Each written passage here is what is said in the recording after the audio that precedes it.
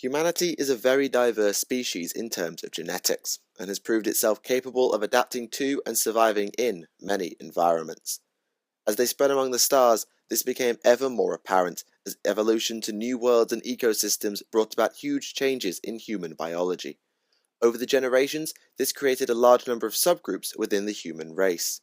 These groups are not always recognized as humans, much less as imperial citizens in the modern age, with only a select few allowed even to serve in the Imperial Guard. Whilst each group bears both an official and colloquial name, collectively the various species and strains are known as abhumans. Today, we shall explore how an abhuman species comes to be, as well as looking at how the various groups stand in both the Imperial military and in society as a whole. My name is Michael for Tactica Imperialis, and welcome to 40k Stories. There is no preset formula for engineering the evolution of an abhuman strain, as the necessary chain of events for a particular strain will not be the same for another. Often, it is environment that proves to be the key factor in the nature of the mutations, with gravity seemingly being a major player in more than one case. It's not the only factor though. Harvest or crops, air and atmosphere composition, radiation, even the amount of sunlight can cause an evolution in humans in that world or region given enough time. It will take many generations, though again it's not well defined, but eventually there will be enough genetic difference between these people and normal humans that an entirely new subspecies will be formed, known as abhumans, and then appropriately classified. And before someone asks, because I'm sure at least one person's thinking it, this also means that abhumans are probably sexually incompatible with regular humans and other abhuman strains. That's pretty much the point to which a new species is considered to have evolved, at least to my knowledge. However, sometimes environment has nothing to do with it. Some abhuman species are known to have been created by imperial genetic modification, usually ones that go at least a little bit wrong. Whatever the exact circumstance of their creation, abhumans walk a thin line within the Imperium and its less than tolerant attitude towards mutation, which, often correctly, is seen as being connected to corruption of the spirit, i.e. being a servant of chaos. Whilst many abhuman strains are at least accepted by the imperial bureaucratic machine, though their status is constantly debated by an entire department of the administratum, their place is far less stable amongst the citizenry. Only the less mutated strains of abhumans are considered as citizens at all, and even those are seen with a high level of mistrust by others not of their kind, particularly the most Puritan element of the Inquisition, and trust me, you do not want to cross them. If anything, the imperial military is more accepting than its people. Abhuman regiments, whilst not exactly commonplace, are certainly not rare. They often form specialist formations attached to other guard armies, their mutations allowing them to perform tasks that regular humans are either incapable of doing or would at least struggle with. Like most things in the modern Imperium, things are still less accepting than in the days when the Emperor walked the galaxy, as some abhumans that served in the Imperial Army are no longer welcome in the Astra Militarum. According to the Imperium, there have been 73 officially accepted, stable abhuman strains throughout history. The total number would likely be much higher, but the mutations may have been too unstable, or the Imperium deemed them too far from human to count, or something like that. 46 of these are now extinct, with another 12 believed to have either died off as well, or have been assimilated into the general populace. I assume these were the least noticeable strains, perhaps even those who hadn't yet evolved to be sexually incompatible, I don't know. Of the remaining 15, we know very little save for a select few, who we'll explore a little later. Some of these are complete mysteries, and the pelagers and felinids we literally only know by name. Many take the name of the felines to mean they're in some way feline, i.e. having cat-like features, but there's no evidence supporting it, so we can't be sure. We know a tiny bit more of the Troths and the Neandors, that being their respective homeworlds of Verdant and Higher North 4, to which they are confined by the Imperium, but again, we don't know their mutations. Their confinement would often suggest they're a danger to other humans, but with the Imperium, you never know. The Nightsider appears to be a more common abhuman strain, originating from worlds that are in a state of either perpetual night or something very close to it. The former Legion world of Nostramo sounds like an ideal candidate for this, but as abhumans cannot, I believe, become Astartes and the Nightsiders are never mentioned in Conrad Kurtz's time there, I cannot know for sure. Nightsiders are even granted military service. Despite having very poor vision, they are undoubtedly valuable in night missions. Perhaps they've developed advanced hearing like bats in order to compensate for the lack of vision. We're not quite sure. The Afriel strain of abhuman is one of those unnatural ones, being created in an attempt from the Imperium to create the perfect soldier, supposedly using the genetics or traits of their greatest heroes. None are named, but people like Sola Macarius and others come to mind. Unfortunately, and unsurprisingly, this failed. The albino Afriels are known not to be any better or worse than the standard guardsmen, rather their luck is renowned as being absolutely terrible. Another engineered abhuman is the Gland War Veteran, though the original stock are almost extinct by now. They were created on the forge world of Dantis III in the Ultima segmentum, as the Magos Biologis implanted the Lost Stock 23rd Regiment with special drug-secreting glands. This wasn't done on a whim, however.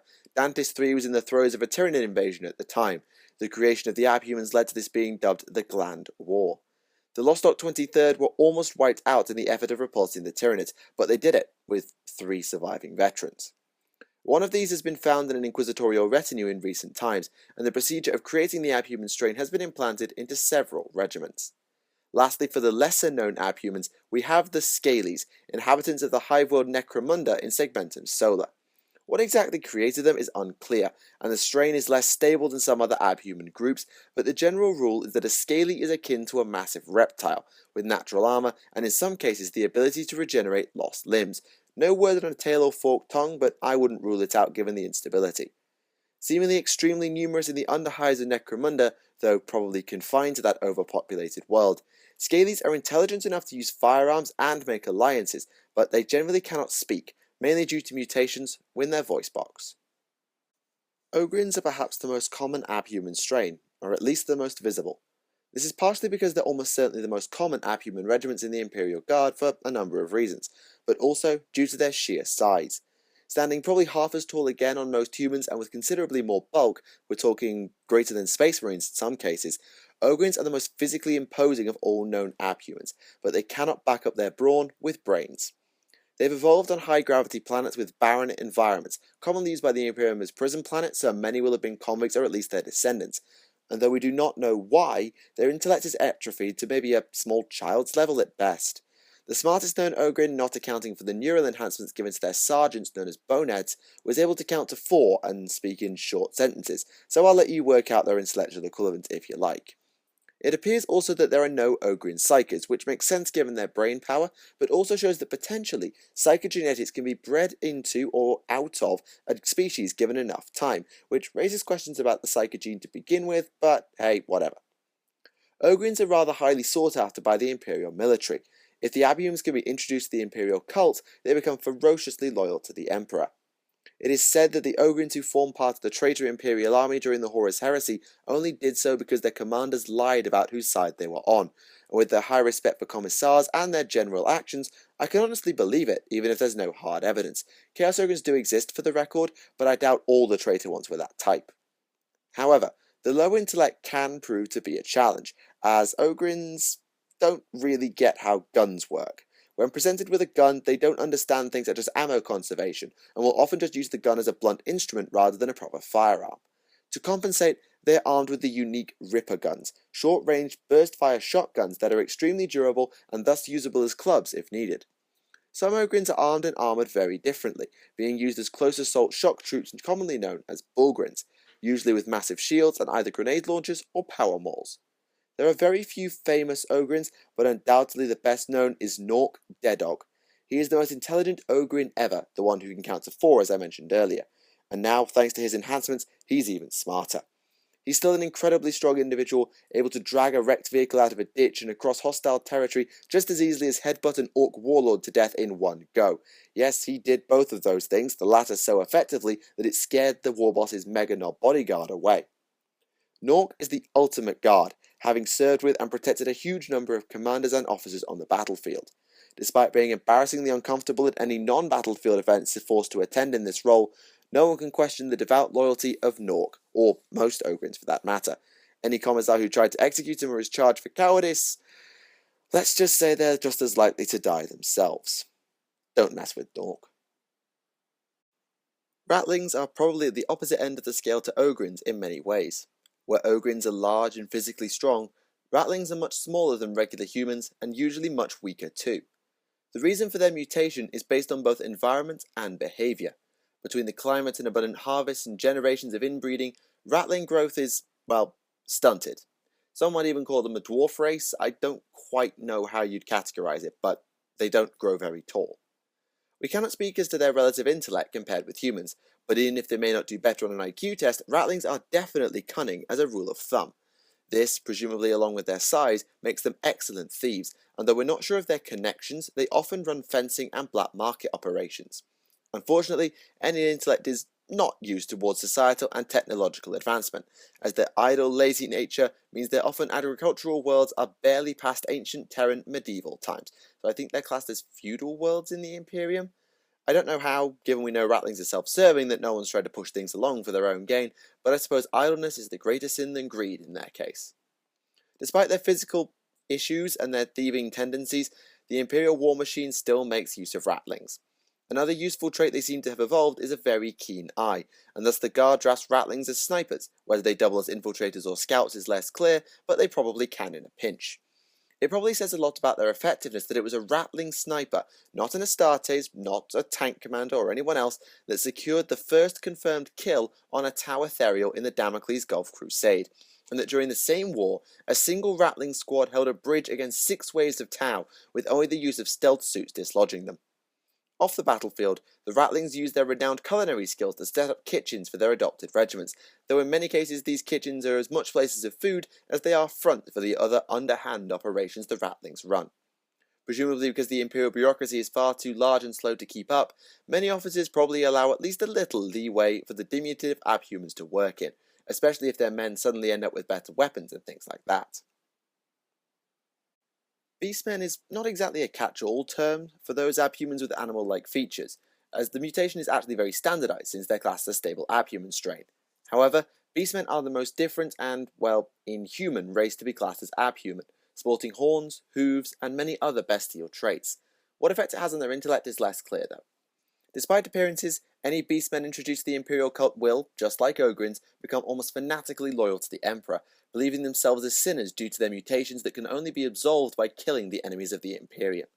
In ages past, beastmen were a part of the Imperial army, but it appears as though their military service has been revoked over the past 10 millennia or so. Unfortunately, many beastmen do also serve the ruinous powers. In fact, the majority of the populations of both the planet of the sorcerers and the plague planet are beastmen in service to Tzeentch and Nurgle respectively. Another abhuman strain from the Great Crusade era are the squats, who are probably everything ratlings could be if they weren't so damn lazy. They are short and, well, squat, having evolved on high-gravity mining worlds in the galactic core even before the coming of the Emperor. Unfortunately, when the Crusade rolled into their territory, the squats were none too pleased, and their weapons technology were even effective against Astartes. Some say the wars against the squats rather than boarding actions were the reason behind the development of Mark III power armor, such was the problem the legions were having in the tunnel complex of the dwarf-like abhumans. Liebman Russ even went on record to praise their resilience and determination. Eventually, the Imperium won and integrated the squats in what became a mutually beneficial arrangement. Soldiers, trade, and access to technology flows both ways, though the Adeptus Mechanicus appear incapable of replicating much squat technology. However, it is possible that the squat humans are now extinct, as some believe their homeworlds were overrun by Tyranids, but it's just as likely that the race has a few survivors scattered through the Imperium. Others still believe that the Demiurge, a short humanoid race allied to the Tau Empire that have impressive technology and skills in mining, may in fact be the squats. At a glance one could definitely see the similarities in terms of defining traits. However, as the Demiurge have never been to our knowledge captured by the Imperium and compared with squats, and vice versa with the Tau, we cannot make that link concrete with any degree of certainty. And there you have it, a look into what we know of the various abhuman strains, how they are created, and what roles they sometimes play or have played in Imperial society. Whilst they are undoubtedly different from humanity as a whole, all abhumans are worthy of respect for not only surviving in the environments that created them, but also managing to carve out a niche in such a mutant-hating faction. Next time, we'll be back on the legionary road, looking at a legion with its own brand of mutations, and we'll actually have a world to visit this time. Admittedly, said world has certainly suffered massively in recent times in what some may consider payback for what its homeworld legion did millennia ago. But we shall discuss that when we get there. For now, thank you all for watching. My name is Michael for Tactica Imperialis, and I'll see you all again. Goodbye.